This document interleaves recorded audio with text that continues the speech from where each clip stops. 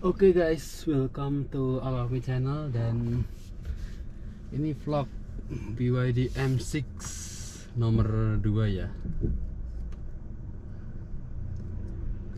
Jadi hari ini kita mau ke Solo dan kita nggak buru-buru. Jadi hari ini kita mau lewat jalan biasa aja, jalan nasional, nggak lewat tol. Mungkin nanti pas pulang sebagian kita lewat tol ya, atau pas kita berangkat aja lewat tol, terus nanti keluar di tol Boyolali karena buat biar kalian bisa lihat gimana adasnya gitu. Oke, kita cek sekarang baterainya di 99%, aku fotoin ya. Oke, 99% dan 547 km. Jadi range yang bisa dicapai lebih dari 530 km ya, karena kemarin kita pakainya tuh hemat banget. Jadi dia mikir kemarin tuh bisa sampai 560, cuman hari ini turun jadi segitu di 99%. Oke, kita lanjut ya. Kita mau sebentar ke Dispora Solo nanti buat gantian LED panel, dan setelah itu langsung ke Solo Square paling buat beli roti. Oke, langsung kita jalan ya. Ini udah di D ya, nyalain auto hold-nya soalnya jadi dia diem. Oke, kita langsung diem. Oh iya, sebentar. Ini tisunya nggak diambil nanti lah. Itu kemarin habis pasang kaca film, jadi tisunya belum ada di.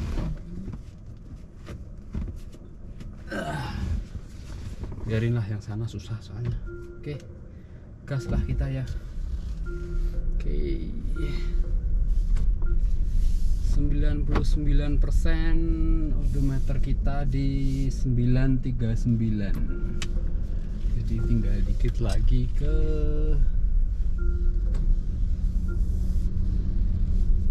seribu kilometer.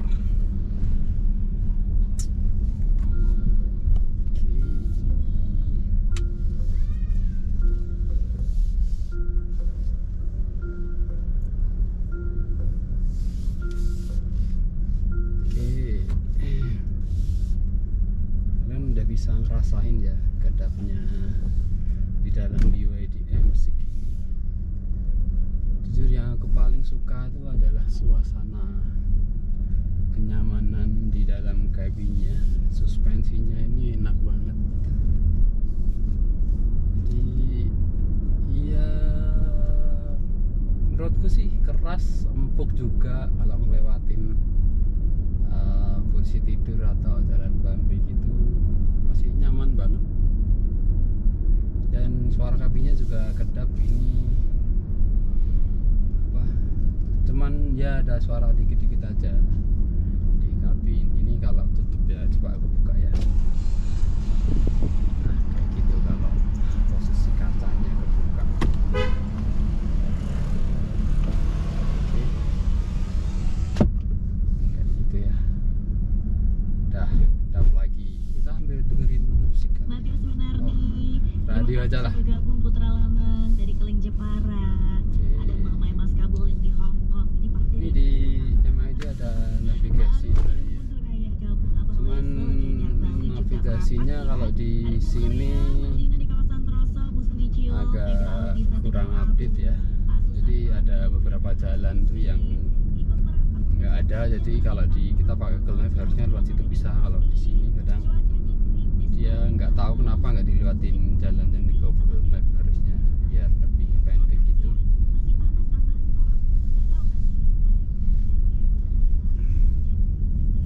Dan beberapa point of interest juga nggak ada. Jadi kalau kita nyari sesuatu di mapnya gitu dia tuh nggak ada. Padahal di Google Map itu kita nyarinya gampang. Di situ kita udah ketikkan full sesuai dengan yang di Google Map gitu.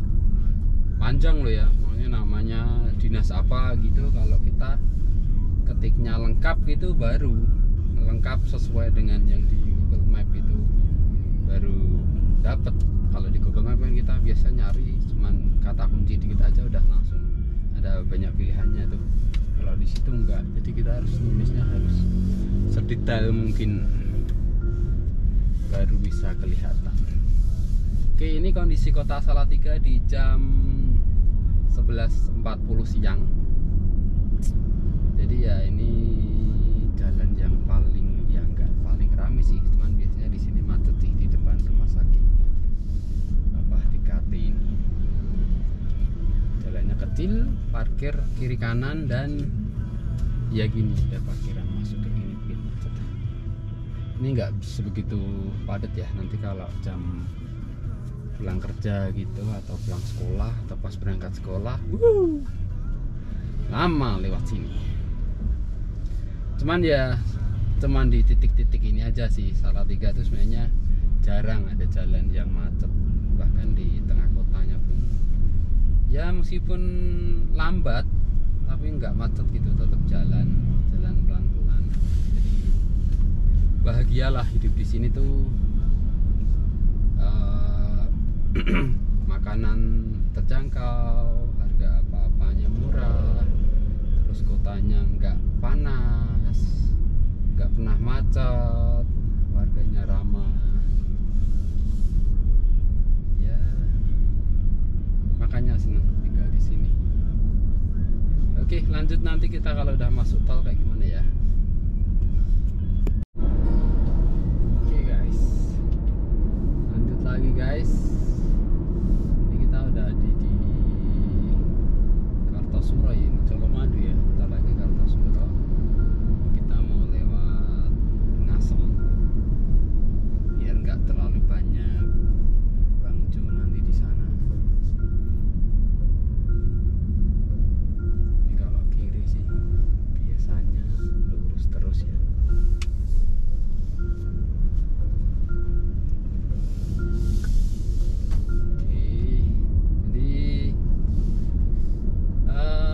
Sekarang kita udah jalan berapa ya, 44 km, dan dari terakhir aku infoin 97% tadi berarti kita udah jalan di 23 km, namun baterainya baru berkurang 1% lagi. Jadi ini sekarang posisi masih di 96%.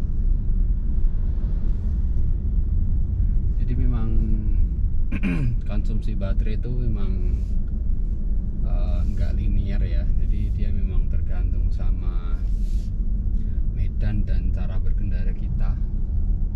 Untuk Salatiga ke Boyolali memang dia kebanyakan turun, jadi hemat sih. Oke guys, kita udah sampai di Solo. Nggak tahu ini namanya apa ya, cuman yang deket situ tuh udah deket Masjid Syekh Zayed. Oke, dan di sini ada beberapa tombol ya, dan salah satu yang aku sukai adalah di sini ada tombol auto hold. Oke, jadi kalau macet-macet gini nggak perlu injak rem terus, jadi kita tinggal pakai auto hold aja. Ntar ada ambulan.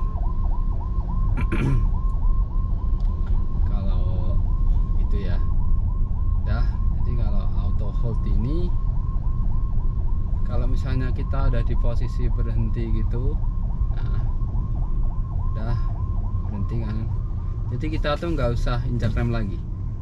Jadi si mobil ini auto hold berhenti di situ, baru setelah dia maju kita injak rem lagi. Dan kalau dia posisi off, mobil ini akan jalan sendiri gitu. Kalau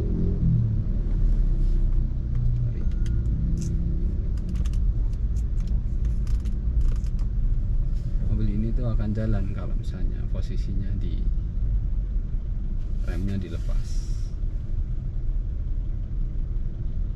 Oke, jadi kita nyalain ya kalau pas di posisi macet ini, biar kita tuh nggak harus selalu injak rem gitu.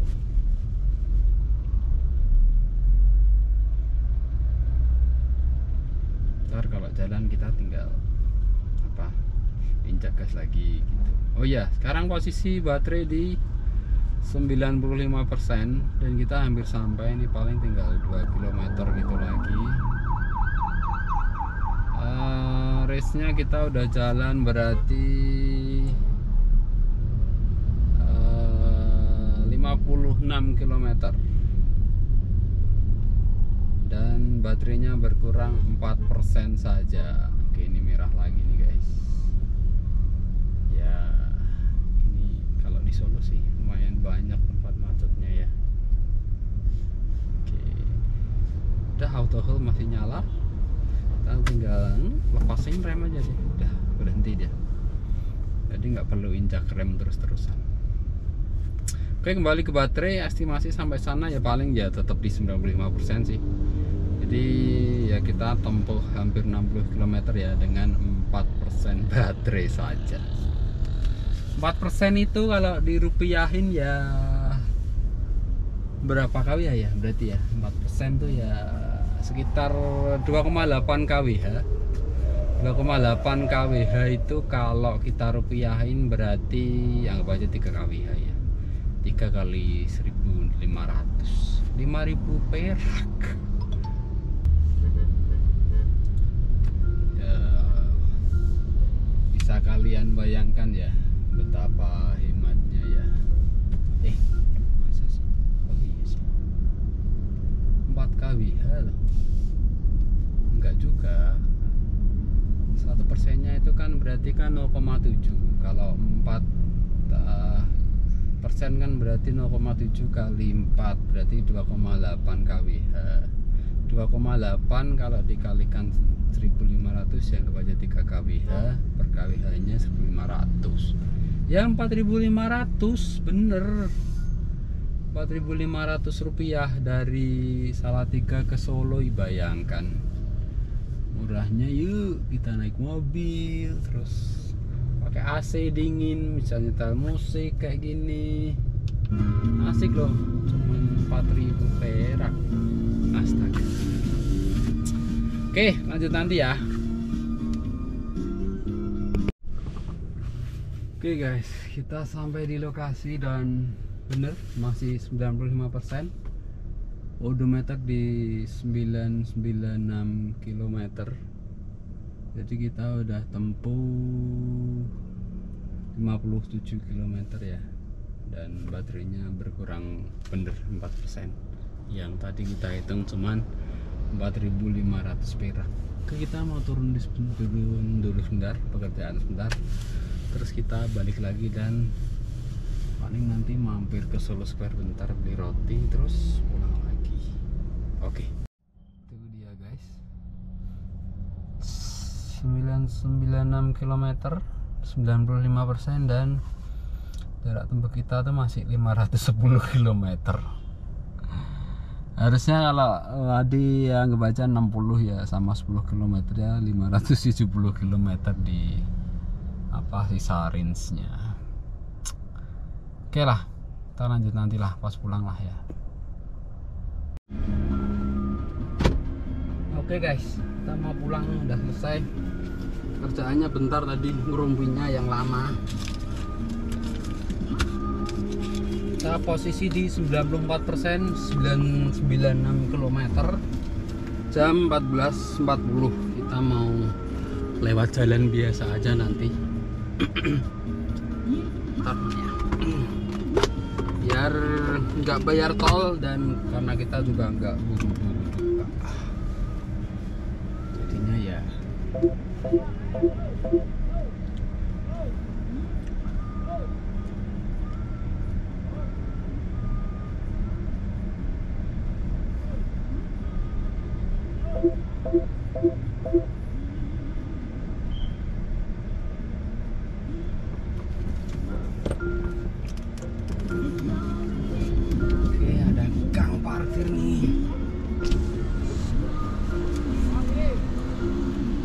siap bos.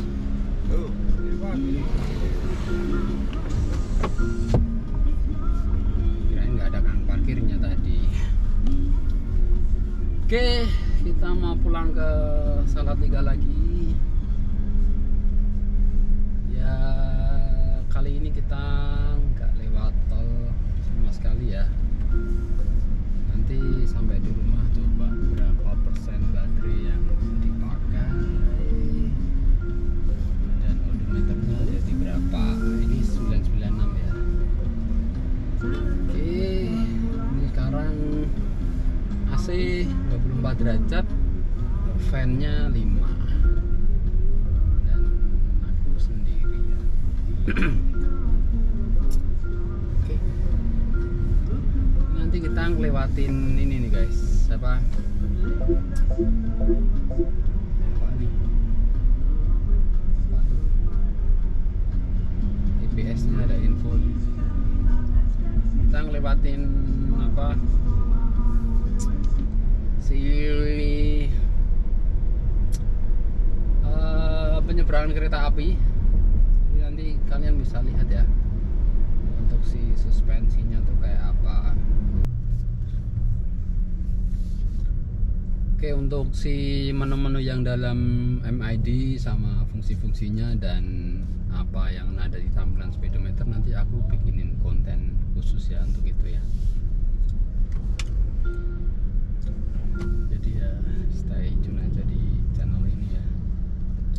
Oke, itu biasanya dia bilang loh rail cross ahead gitu. Jadi kalau misalnya ada zona sekolah atau daerah rawan kecelakaan, terus pintu tol itu biasanya dia ngasih tahu sama dalam bahasa Inggris ya.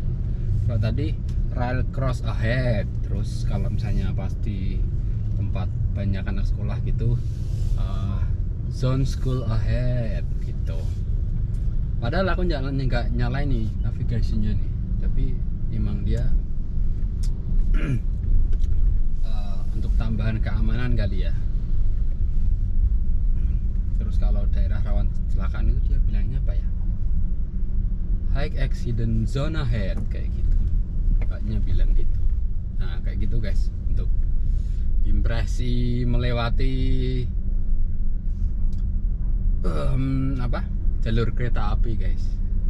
Jadi ya mobilnya tetap goyang ya, tapi goyangannya masih enak gitu aja menurutku sih ya. Ini semua yang aku sampaikan di sini tuh menurut perspektifku loh ya, bukan perspektifku sebagai pemakai BYD M6 yang tadinya pakai Honda Jazz. Kita ganti mode lensa ya guys. Tadi linear, sekarang kita bikin wide. Nanti kita lihat juga bedanya kayak apa ya, karena juga ini juga GoPro nya baru, jadi aku masih coba-coba settingannya yang bagus yang gimana. Dan sorry ini masih 30 frame per second, mungkin ada skip apa gitu ya. Terusnya kalau bisa 60 pasti bisa lebih bagus. GoPro nya juga baru datang kemarin nih, dan ini kita kalau mau nabrak si jalan itu, mau nabrak si garis tengah itu, setirnya dia balikin sendiri ya guys. Hingga aku coba nih tuh, dia balikin sendiri tuh. Jadi adasnya yang namanya line departure assist. Jadi kalau misalnya kita pindah jalur tanpa rating itu dia nggak bisa, dia akan selalu balikin lagi setirnya biar kita tuh nggak ngelewatin batas jalur yang di tengah itu ya. Salah satu fitur keselamatan juga. Dan ini aku seneng banget, bahagia banget aku pakai mobil ini tuh. Operasional cost-nya murah, terus fun to drive banget, enak banget. Aku menikmati banget dari tadi setirnya, sambil nyanyi-nyanyi, sambil joget-joget, sambil makan-makan. Ini jujur ini the best ever car yang pernah aku naikin. Di antara sekian mobil yang udah aku naikin ya, emang gak banyak sih, cuman ya paling gak bikin apa. Biasanya kalau kita jalan naik mobil tuh kepikiran juga ya, boros bensinnya, terus konsumsi bahan bakarnya berapa, bayarnya berapa, kayak gitu ya. Dan kadang juga kalau misalnya kita jalan tanpa tujuan tertentu gitu, misal untuk jalan-jalan atau sekedar buang-buang waktu gitu tuh, rasanya sayang banget karena kita tuh buang-buang bahan bakar, terus juga mobilnya menimbulkan polusi yang itu tuh juga bikin kita tuh ngerasa bersalah gitu kalau naik mobil bensin. Tapi kalau naik mobil ini udah worry-nya tuh udah hilang ya.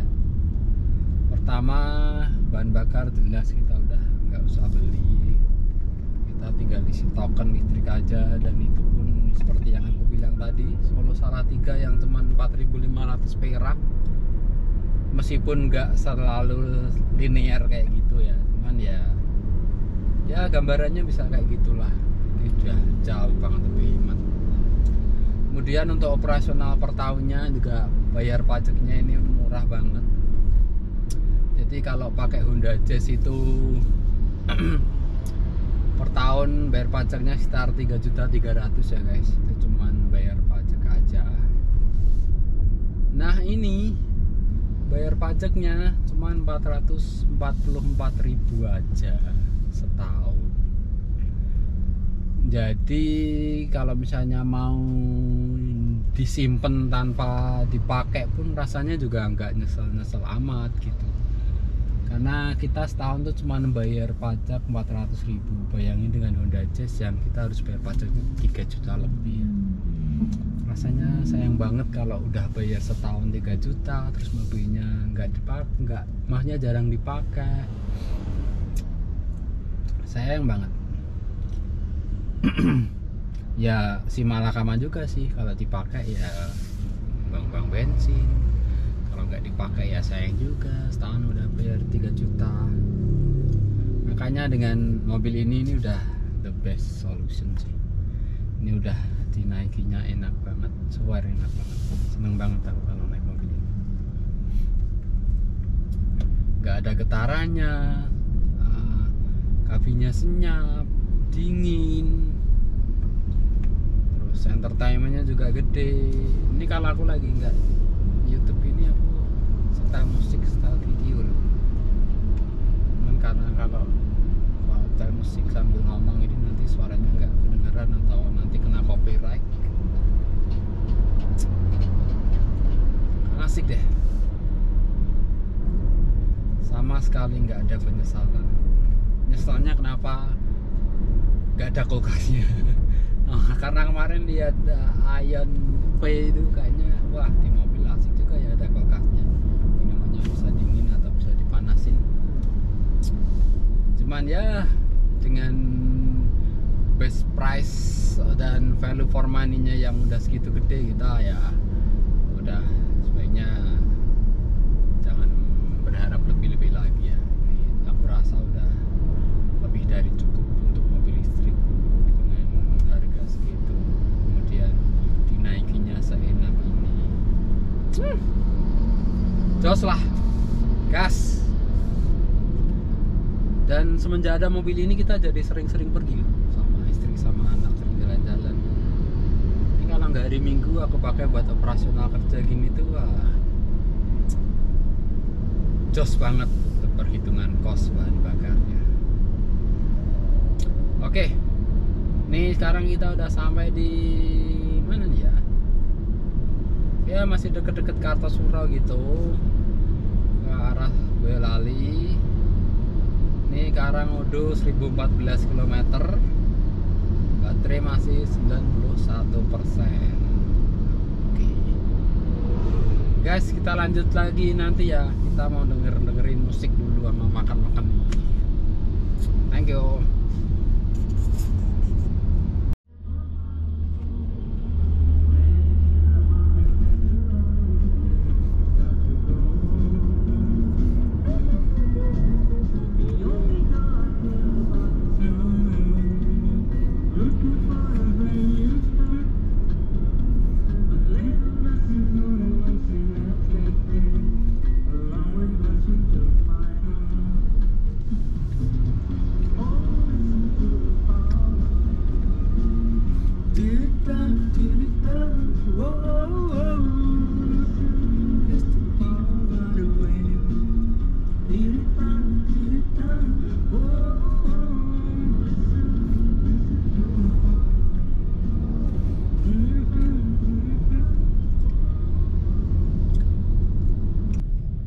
Oke guys, lanjut lagi vlognya. Kita sampai di Boyolali. Dan posisi baterai 87%. Jadi kita berangkat pas pulang 94% ya. Ini berarti udah 7%. Padahal tadi kita berangkat aja cuman pakai 4%. Kita pulangnya sampai di sini udah makan 7%. Sangat tidak seimbang ya. Ya itulah makanya tadi aku bilang emang tergantung sama medannya. Kalau medannya turun ya kita pakai dayanya tuh kecil. Kalau jalan naik terus ya habis kayak bersepeda lah ya. Kalau kita naik sepeda tuh kalau turun ya kenceng banget ngebut dan tenaga yang dipakainya dikit. Kalau pas naik ya jadi pelan, tenaga yang dipakainya banyak. Ya kurang lebih kayak gitulah. Ini udah di alun-alun Boyolali. Ya kemarin dipakai buat demo pada mandi pakai susu sapi. Ini katanya susu sapinya nggak mau diterima di koperasi gitu. Kasian banget ya. Oke, dan dari sini ke rumah masih 26 kilo. Dan range kita masih 400an lebih, jadi ya sisa banyak lah ya. Muter-muter 5 kali juga masih bisa. Oke.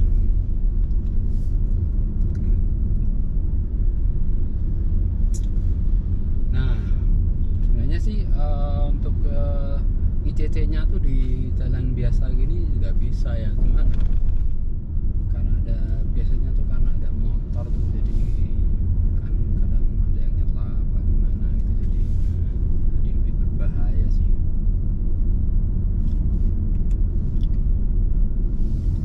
Padahal sebenarnya sih ya bisa-bisa aja ya, kayak ada motor, ada orang nyebrang gitu ya.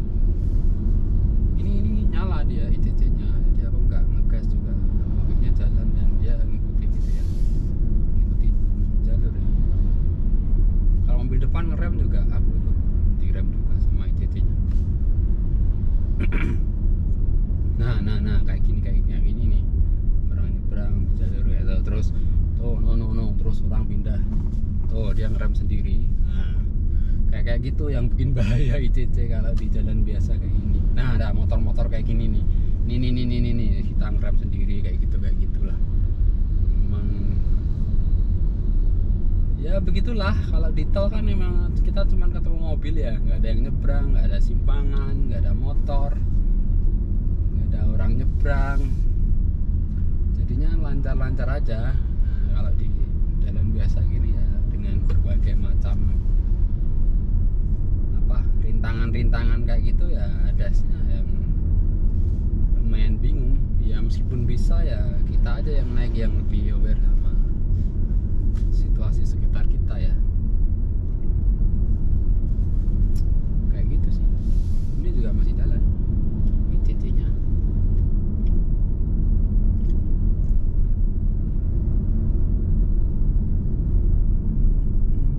Tuh depan lampu hijau ya, kita cek ya.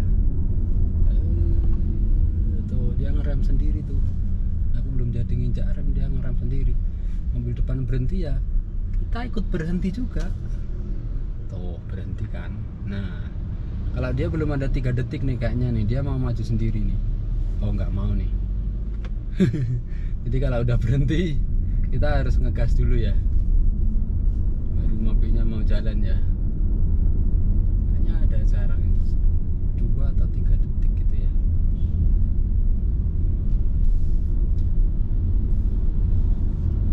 Ya gitulah ICC di jalan biasa bisa.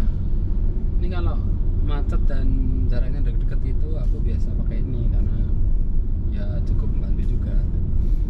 Cuman jangan sampai mobilnya berhenti loh ya. Kalau dia sampai berhenti ya udah, kalau berhenti ya kita mesti gas lagi. Ini aku nggak ngapa-ngapain nih, ngerem juga enggak aku injek. Jalan coba nih, jalan langsung jalan enggak? Oh enggak mau. Oh mau. Dia mau jalannya, aku belum jadi ngegas nih tadi nih. Dia udah mau ngikutin mobil depan. Mungkin sebelum 2 detik kali ya, 2 detik atau 3 detik gitu ya. Dia masih ngerem lagi ya. Oke, ini jalannya garis putihnya lebar ya, jadi dia pasti ngambilnya di tengah. Oh, nah ini udah ada jalur putih lagi deh. Ini aku nggak ngerem sama ngegas tuh ya, jadi ini aku bisa sambil makan sih.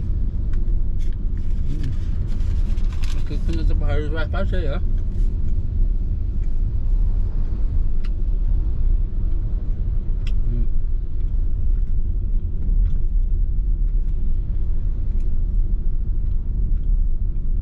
Bahaya nih, mati dulu. Kan nggak mati tapi mati deh. Oke. Ya gitu-gitulah mengenai hadasnya. Mobilnya zigzag gitu ya. Lanjut guys, udah hujan tadi, barusan sampai di mana tadi ya? Seruan. Dan kayaknya ini udah habis hujan lebat sih. Kita udah sampai di Klero ini namanya. Ini tanjakan maksimal ya dari perjalanan pulang kita.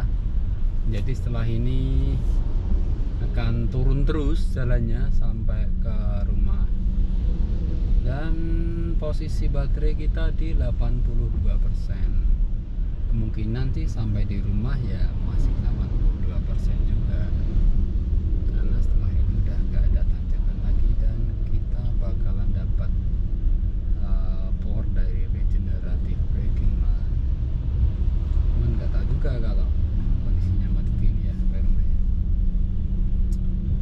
Oke, kita cek nanti total perjalanan berapa, terus total konsumsi listriknya berapa dan berapa rupiah. Betul, semua sudah hampir habis nih. Udah sampai rumah lur. Guys, kok lur. Dan masih hujan terus ya. Oke. Ini sekarang posisi baterai ternyata berkurang 1% ya tadi ya. Karena tadi tuh macet banget. Dan jadi kita nggak dapat regennya.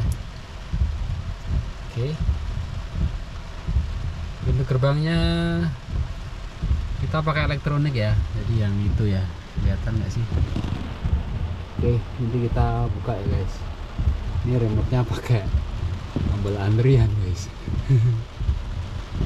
Open ya, pas banget itu tombolnya, barusan aja selesai tadi pagi.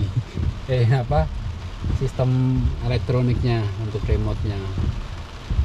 Dan kita mau masuk ternyata malah hujan, ya pas lah. Oke.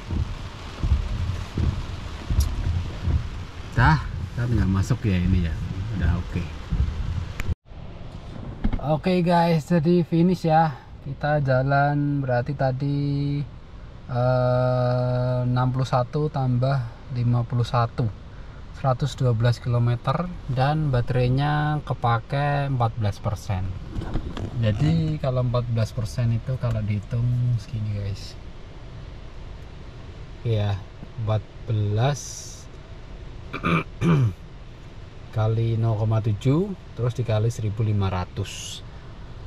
1500 nih per kWh nya ya. Jadi kita kan makannya kan 14% dikali 0,7, kemudian ini kalau misalnya ini ya, jadi 9,8 kWh. 9,8 kWh dikali 1500, 14.700, menempuh jarak 112 km. Dan itu sangat hemat sekali. Oke. Sampai jumpa di vlog selanjutnya ya. Nanti aku ceritain lagi seputar BYD M6 ini dan ya seputar mobil-mobil inilah. Oke, jangan lupa untuk like ya, like, subscribe juga kalau berkenan. Terima kasih udah nonton videonya sampai selesai. Mungkin ini buang-buang kuota kalian ya. Oke, tapi ya siapa tahu kalian pakai wifi dan punya waktu luang. Oke, terima kasih di video selanjutnya dan bye bye.